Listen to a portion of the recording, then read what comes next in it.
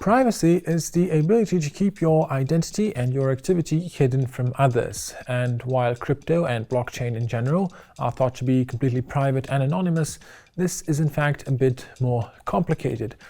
To be exact, it's best to think of Bitcoin, Ethereum, and most other traditional blockchains as offering pseudonymity rather than anonymity. The difference here is simple. For a network to be completely anonymous and private, it would have to be impossible to link together the different transactions made by a single user.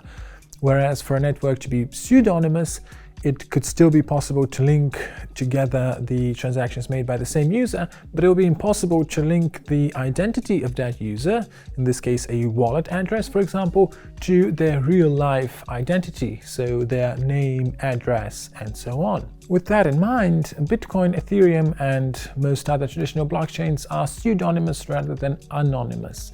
That means that everyone has a wallet address, which is basically a string of characters that represents your wallet on the blockchain.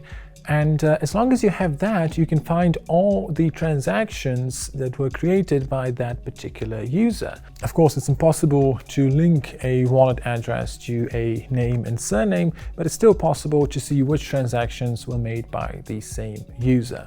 This means that it's fairly easy for there to be a privacy slip-up which would completely reveal your identity on the blockchain. So let's say you have one transaction which can through some way or other be traced to your real-world identity.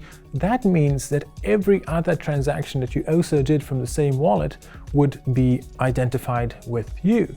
Now, there are several ways to mitigate this.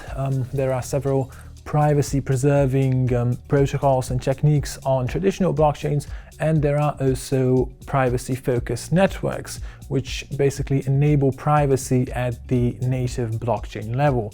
We'll look at each of these in turn in the next two lessons.